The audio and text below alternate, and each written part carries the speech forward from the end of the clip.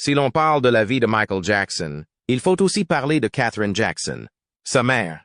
Michael et ses frères ont été élevés par Catherine face à des obstacles insurmontables. En encourageant leurs aspirations artistiques et en les soutenant à chaque étape de leur parcours, elle a fait preuve d'une résistance et d'une force d'âme extraordinaires. Nombreux sont ceux qui pensent que Catherine Jackson disposait d'informations privilégiées sur les abus présumés de Michael Jackson. Dans un premier temps, elle a choisi de se taire, mais les rumeurs incessantes et l'intense attention du public ont mis sa résilience à l'épreuve. Après de nombreuses spéculations, la mère de Michael Jackson se présente courageusement à l'âge de 94 ans pour mettre fin aux allégations. Allez au fond des choses en regardant cette vidéo. Il est nécessaire d'examiner la vie de Catherine à la lumière des accusations entourant le travail de Michael avant d'entrer dans les détails. Les débuts de la vie. Cathy B. Screws a donné naissance à Catherine Esther Jackson dans le comté de Barber, en Alabama, le 4 mai 1930. Martha et Prince Albert Screws avaient 2 filles. Elle était l'aînée. Elle surmonte la polio à l'âge de 2 ans, mais la maladie la fait boiter à vie. Catherine Esther est rebaptisée Catherine par son père, qui change le nom de famille en Screws lorsqu'elle a 4 ans. Lorsque Catherine et sa famille s'installent à East Chicago, dans l'Indiana, la même année, elle commence à envisager sérieusement une carrière d'actrice ou de musicienne de country, mais elle se rend vite compte qu'il n'y a pas de star noire de la musique country. La vie est semée d'embûches. Au lycée de Washington, Catherine se réfugie dans la musique après le divorce de ses parents lorsqu'elle était petite fille. Elle devient membre de l'orchestre de l'école. En 1947, elle croise la route de Joseph Jackson, un voisin. Joseph commence à fréquenter Catherine après avoir obtenu l'annulation de son premier mariage. Ils se marient le 5 novembre 1949, après 1 an de relation. Ils ont commencé à fonder leur grande famille en janvier 1950, après s'être installés dans une maison de 2 chambres à Gary, dans l'Indiana. Joe joue de la guitare et ils aiment tous deux la musique. Mais son ambition de devenir boxeur ne s'est jamais réalisée. Les années 1950 ont été une période difficile pour Catherine, qui a donné naissance à 10 enfants, dont des jumeaux, l'un d'entre eux étant décédé peu après la naissance. Malgré tout, l'histoire de Catherine est un puissant témoignage de courage et de détermination, et elle jette les bases de l'ascension de la légendaire famille Jackson vers la célébrité. La famille Jackson. À la fin des années 1950, Catherine Jackson travaille comme caissière à temps partiel au magasin Gary Sears, tout en élevant sa famille qui s'agrandit. Verse 1963, un changement majeur s'opère dans sa vie. Catherine, qui a été élevée dans un foyer baptiste, devient témoin de Jéhovah. Après sa conversion en 1965, ses enfants ont tous fait de même. Bien qu'il ne se soit jamais officiellement converti, son mari Joe était un fervent adepte de la foi. Il était impossible d'ignorer l'impact de Catherine sur les croyances religieuses de la famille. Catherine quitte son poste chez Sears pour se consacrer pleinement à son rôle de mère, passant le plus de temps possible avec sa famille qui s'agrandit. Ces garçons commencent à montrer des signes de talent musical au début des années 1960. Avec Jackie, Tito et Jermaine, les aînés de Joe, les Jackson Brothers ont été fondés en 1963. C'est à cette époque que Catherine s'aperçoit que son fils cadet, Michael, a une qualité exceptionnelle. Dès l'âge de 4 ans, il a séduit par son talent non raffiné, dansant et chantant au rythme de la radio. Sa foi en Michael est restée inébranlable, même après qu'elle ait tenté d'en informer Joe, qui ne l'a pas écouté. Alors que Michael et Marlon étaient déjà membres du groupe depuis 1 an, Joe les engagea comme percussionnistes. Lorsque Michael eut 7 ans en 1966, Joe comprit enfin ce que Catherine avait vu depuis le début. Michael a une étoile célèbre, même à l'insu de son père. Le petit Michael avait secrètement pris la vedette lors des représentations scolaires. Grâce à la persistance subtile de Catherine et à la reconnaissance de son talent, le monde entier a pu assister à l'ascension de la célèbre famille Jackson. À la fin de l'année 1966, Michael Jackson est devenu la 2e personnalité du groupe, après Jermaine. Joe Jackson change le nom du groupe en Jackson 5 à la suite d'une suggestion d'un instructeur. Joe décide de professionnaliser le groupe en 1967 après qu'il a remporté plusieurs concours de talent à Gary. Gordon Keith. un producteur de Steeltown Records, les a trouvés et les a signés le 21 novembre, ce qui leur a permis de percer. Big Boy, leur premier single, a été un succès local lors de sa sortie le 31 janvier 1968. Les costumes sont conçus par Catherine Jackson, qui prend la relève au fur et à mesure que le groupe prend de l'importance. Et il reste à ce poste jusqu'à ce qu'il signe avec Motown Records en mars 1969, date à laquelle ils deviennent célèbres à l'échelle nationale. Au cours des années 1970 et 1971, alors que les Jackson 5 sont au sommet de leur gloire, Catherine, ses enfants et son plus jeune fils évitent les projecteurs. En 1974, néanmoins, Joe commence à préparer ses jeunes enfants, notamment leur fille aînée, à une carrière dans le show business. Michael ne tarit pas d'éloges à l'égard de Catherine et de ses encouragements indéfectibles. Lors de la réunion des Jacksons adultes pour le Victory Tour en 1944, elle devient un membre officiel de l'équipe de management de la famille. En 1982, Michael dédie son album Thriller à sa mère. Et en 1989, lorsque Janet décide de contrôler sa propre carrière après le succès de Control, elle fait de même avec Rhythm Nation 1814. Le fait que la mère de Michael, Catherine, aimait son travail en solo, y compris des chansons comme Billie Jean, était un point qu'il évoquait souvent dans ses interviews. Mais ses chansons plus matures, comme Don't Stop Till You Get Enough, l'ont rendue méfiante. En 1985, Catherine a été nommée mère de l'année par le magazine Essence pour l'impact qu'elle a eu sur les carrières musicales de ses enfants. En ce qui concerne les scandales liés à Michael Jackson, les histoires de Wade Robson et de James Safechuck sont racontées dans le documentaire en 2 parties de HBO intitulé Leaving Neverland. Âgés respectivement de 7 et 10 ans, les 2 hommes ont accusé Jackson de les avoir agressés. Quoi qu'il en soit, Jackson avait un long passé d'accusations d'abus, qui ont donné lieu à des enquêtes de police, à des poursuites judiciaires et à une intense attention du public. Il existe une série d'accusations compliquées et litigieuses qui remontent à plus de 25 ans, commençant par ses plaintes et se poursuivant après sa mort en 2009. Décembre 1986. James Safechuck rencontre Michael.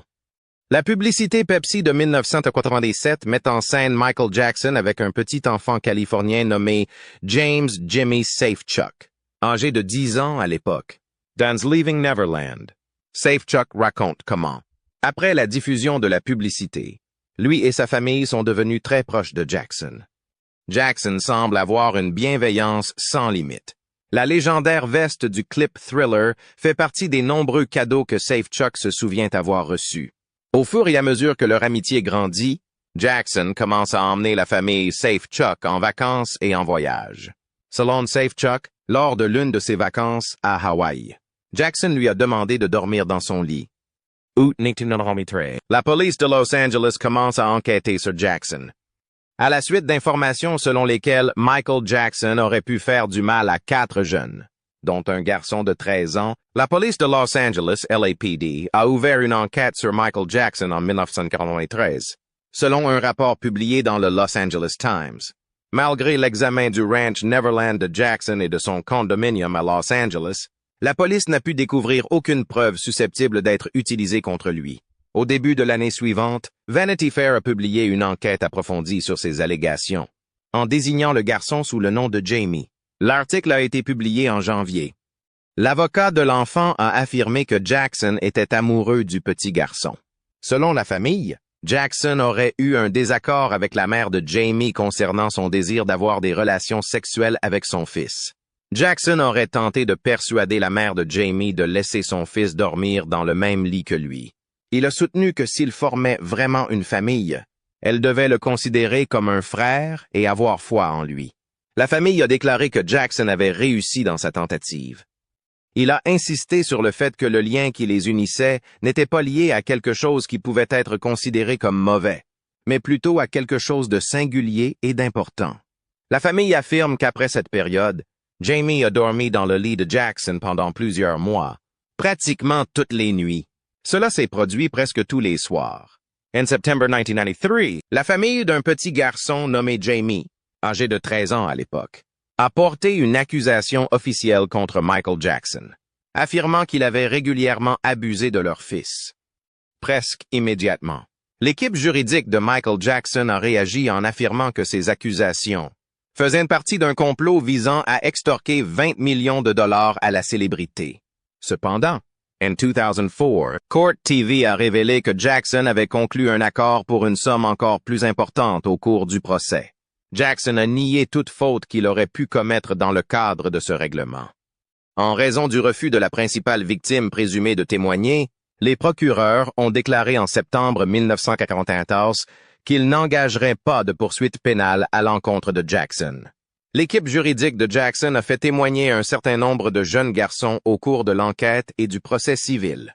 L'un de ces jeunes garçons était Wade Robson, âgé de 10 ans, à la demande de Jackson. Robson, un jeune Australien qui avait rencontré Jackson pour la première fois après avoir gagné un concours de danse, s'est installé à Los Angeles avec sa mère. Robson avait également gagné un concours de danse. En 1993, la mère de Robson a révélé à CNN que son fils avait participé à des soirées pyjama avec Jackson. Elle a tenté de dissiper toute inquiétude en déclarant que les enfants étaient simplement épuisés par leur jeu. Leaving Neverland est un livre écrit par Wade Robson dans lequel il évoque ses émotions lors des premières plaintes déposées contre Michael Jackson. Robson déclare qu'il était ravi à l'idée de défendre et de sauver Jackson. D'autre part, LaToya Jackson, la sœur séparée de Michael Jackson, a affirmé publiquement le 8 décembre lors d'une conférence de presse à Tel Aviv que les allégations d'abus étaient exactes. Bien que Michael soit son frère, elle a déclaré qu'elle ne pouvait pas garder le silence sur ce qu'elle appelle les atrocités qu'il a commises sur des enfants innocents. Elle a exprimé son conflit et a admis qu'elle ne pouvait pas rester silencieuse. En outre, LaToya a affirmé que leur mère, Catherine Jackson, lui avait présenté des chèques que Michael aurait remis à des familles de jeunes garçons, dont un qui n'avait pas plus de 9 ans, et qu'il avait donné des sommes considérables à ces foyers. Les affirmations qu'elle avait déjà faites dans son autobiographie publiée en 1991, selon lesquelles elle et ses frères et sœurs avaient été victimes d'abus de la part de leurs parents, notamment d'avances non désirées de la part du père, Joseph, ont également été réitérées. Les autres membres de la famille Jackson se sont unis pour défendre Michael Jackson, malgré les affirmations de LaToya. Dans une interview accordée au Washington Post, Catherine a été citée comme ayant déclaré que LaToya mentait et l'a accusée d'essayer de gagner de l'argent sur les difficultés de Michael, lors d'une interview ultérieure avec Katie Couric dans l'émission Today Show. LaToya Jackson a déclaré que sa mère lui aurait montré des chèques aux alentours de 1984, laissant entendre qu'il y avait un lien avec les pots de vin. D'autre part, elle a déclaré qu'elle n'était pas en mesure de prouver que les chèques avaient été émis dans cette intention et qu'elle n'avait pas directement vu Michael avoir des relations sexuelles avec un homme. Starting Over est le titre de la deuxième autobiographie de LaToya, publiée en 2011. Retour à l'année 2011. Le document contient une rétractation des affirmations qu'elle avait précédemment formulées à l'encontre de son frère Michael et de leur père, Joe. Elle affirme que ses propos antérieurs lui ont été imposés par son conjoint de l'époque, qu'elle avait accusé d'être violent. Elle a déclaré lors d'une interview que sa famille et Michael savaient que la personne à qui il parlait n'était pas elle. Il ne m'est jamais venu à l'esprit que mon frère pouvait être responsable d'une telle chose. Février 2003. Living with Michael Jackson. Documentaire diffusé au Royaume-Uni et aux États-Unis. Le documentaire, rapporté par le journaliste Martin Bashir, présente des images de Michael Jackson tenant la main et caressant un jeune adolescent qui s'avérera plus tard être un survivant du cancer. Cependant, Michael Jackson et l'adolescent ont tous deux nié toute inconduite, bien que Michael Jackson ait déclaré qu'ils partageaient le même lit. Sur un ton d'indignation, Jackson a déclaré à Bashir que la source de sa plus grande motivation était les enfants. Ce niveau d'innocence, cette conscience de pureté, est la source d'inspiration de tout ce qu'ils font. Dans une déclaration qu'il a rédigée après la diffusion du documentaire, Jackson a nié avec colère tout écart de conduite et a souligné qu'il avait été blessé par le portrait que Bashir avait dressé de lui. Cependant, Le fait qu'elle ait vécu avec Michael Jackson a entraîné l'ouverture d'une enquête criminelle. 2 jours seulement après que les enquêteurs ont effectué une perquisition au célèbre Neverland Ranch de Michael Jackson, dans le comté de Santa Barbara, en Californie. Ce dernier a été placé en garde à vue pour violence domestique. En revanche, le bureau du shérif n'a divulgué aucune information concernant les accusations ou l'identité de la victime présumée. L'avocat de Michael Jackson a qualifié ces allégations de « énormes mensonges ». Pendant la période où il attendait son procès, Michael Jackson a été libéré après avoir payé une caution de 3 millions de dollars et remis son passeport. En conséquence, il a finalement fait l'objet d'un acte d'accusation pour 10 délits criminels différents, dont l'extorsion, la séquestration, la cruauté et l'enlèvement. 28 février 2005. L'affaire criminelle de Michael Jackson passe en jugement. Le procès de Michael Jackson a débuté en avril de l'année suivante, après qu'il ait été inculpé à la fin de 2003 et qu'il ait fait l'objet d'autres accusations en avril suivant. Gavin Arvizo, un jeune homme qui avait participé à l'émission de Bashir, a été reconnu comme la victime et a été l'un des témoins les plus importants du procès. Macaulay Culkin, un acteur, et Wade Robson, un avocat, font partie des personnes qui ont témoigné en faveur de Jackson. Robson s'était déjà établi en tant que chorégraphe et auteur-compositeur en 2005. Il était connu pour ses collaborations avec des célébrités telles que Britney Spears et NSYNC. Ils étaient considérés comme des amis particuliers de Jackson, et il a été dit qu'ils avaient dormi dans le même lit que lui. Tous deux ont nié s'être livrés à des activités inappropriées. Joy, la mère de Robson, ajoutant qu'il est difficile de le comprendre tant qu'on ne le connaît pas. Ce n'est pas le garçon qui vit à côté de chez nous, après que Gavin, qui avait alors 14 ans, se soit présenté à la barre. Il a affirmé que Jackson avait abusé de lui. Son frère a étayé son témoignage en affirmant que Jackson leur avait fourni de l'alcool et qu'il leur avait montré des films pour adultes. En outre, la mère de Gavin, Janet Arvizo, a témoigné et la BBC a décrit son récit comme étant agressif et décousu d'après son témoignage. Dans son témoignage, Blanca Francia, qui avait travaillé comme employée de maison de Jackson, a déclaré qu'elle avait vu le chanteur prendre une douche avec Robson. Les allégations selon lesquelles Jackson aurait abusé du fils de Francia ont également été rendues publiques par le fils de Francia. Quelques années plus tard, Wade Robson a admis avoir menti lors du procès qui s'est tenu en 2005. Les procureurs avaient l'intention de nommer James Safechuck, qui avait témoigné en faveur de Jackson dans le procès de 1993, comme l'une des victimes présumées du chanteur, selon un article publié dans le Daily Beast en 2014. Safechuck a néanmoins décidé de s'abstenir de participer au procès qui s'est déroulé en 2005, ce qui a conduit l'accusation à l'exclure en tant que victime possible. Après un certain temps, il a révélé que la déclaration qu'il avait fournie au procureur lors de l'enquête précédente avait été fabriquée de toutes pièces, le comportement chaotique de Jackson, qui est notamment arrivé en retard en pyjama, a souvent éclipsé le déroulement du procès lui-même, qui s'est déroulé dans un environnement proche de celui d'un cirque. À la fin de la journée, il a été déclaré non coupable de quelque crime que ce soit. Il semble que certains jurés aient tenté de faire porter le chapeau à Janet Arvizo, la mère de la victime présumée. L'une des jurés a posé la question suivante. Quelle mère responsable laisserait une telle chose se produire? Quelques mois après la fin du procès, les procureurs ont porté plainte contre Janet Arvizo pour fraude et parjure dans le cadre de son témoignage. L'année suivante, elle a accepté une offre de plaidoyer. 25 June 2009.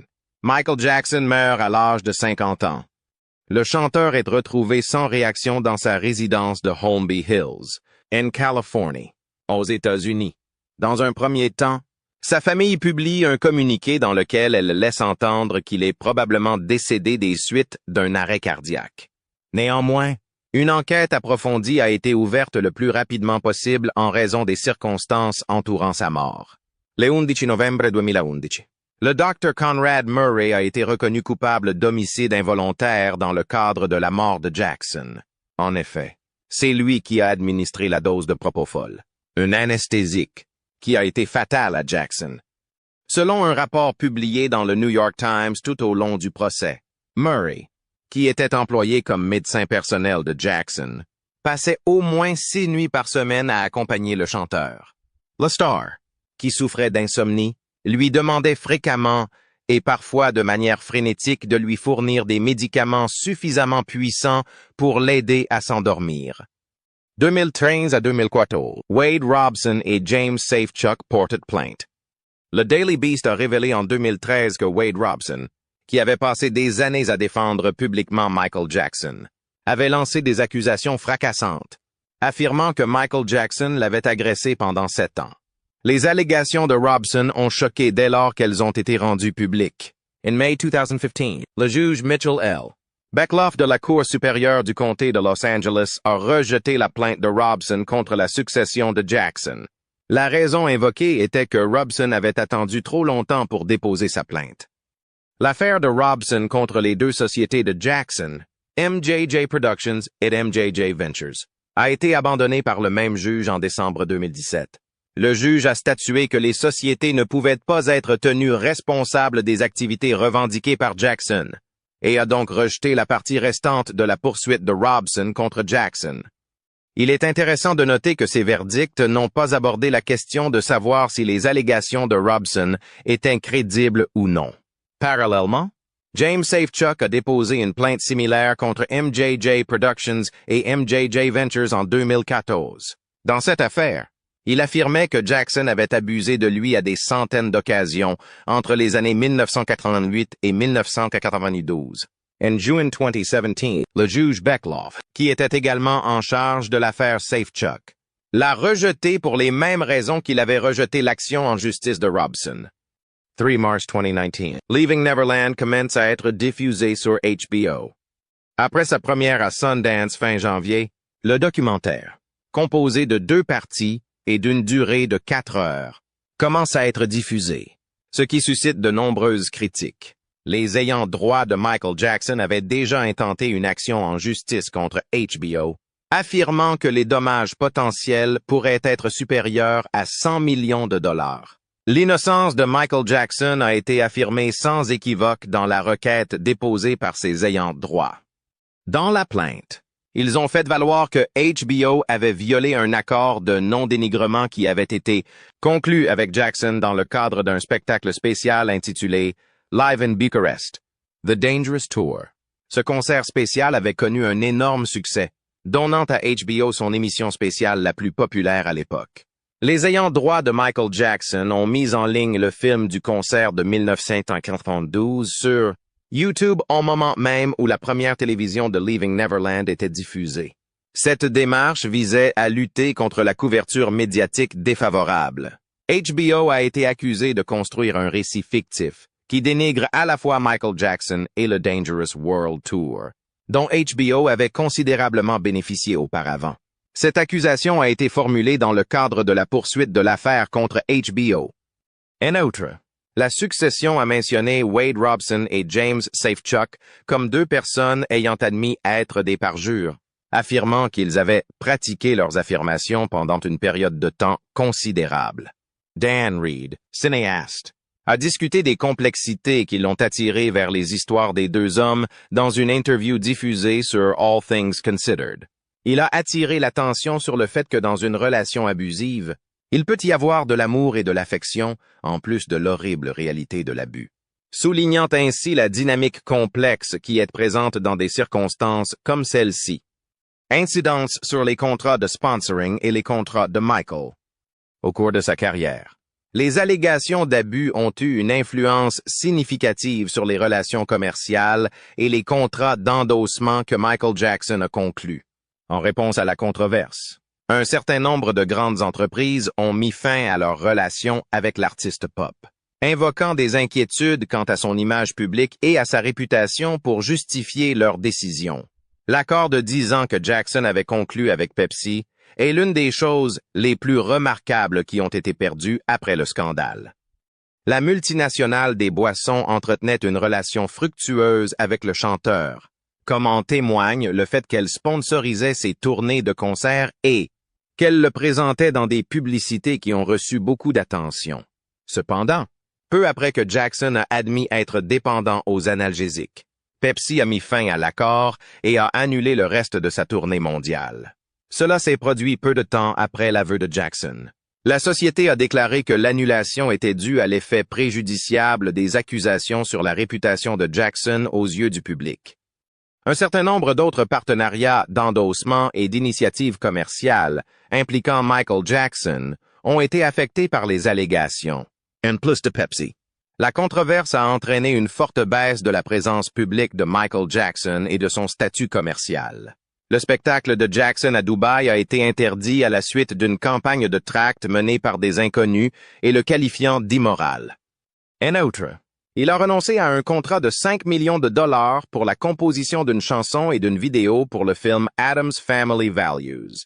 Même une ligne de parfum qui devait être lancée a été abandonnée en raison des problèmes de drogue de Jackson. Conséquence directe des allégations.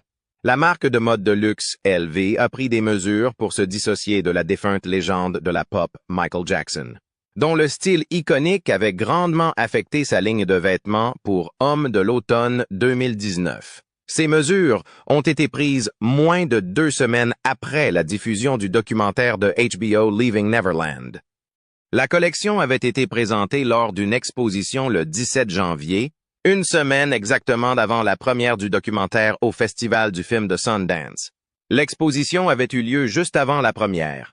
Dans une déclaration transmise en exclusivité à WWD, les cadres supérieurs de LV ont indiqué qu'ils n'étaient pas au courant du documentaire et des accusations qu'il contenait, qui étaient extrêmement troublantes et dérangeantes, au moment où se déroulait leur propre événement.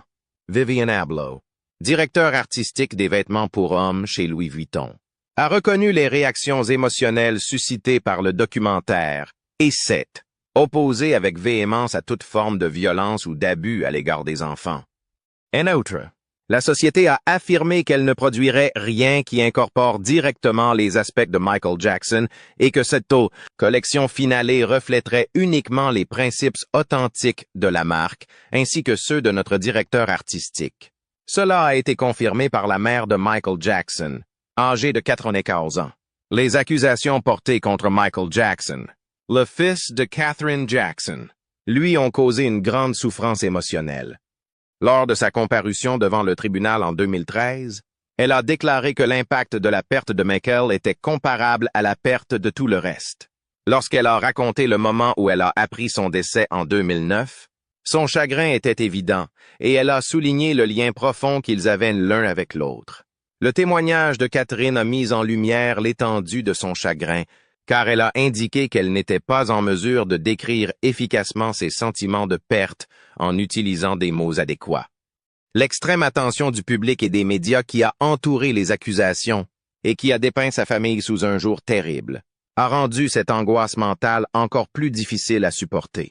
Au milieu de tous ces bouleversements, la sœur de Michael, LaToya, a fait des affirmations extrêmement controversées dans son livre.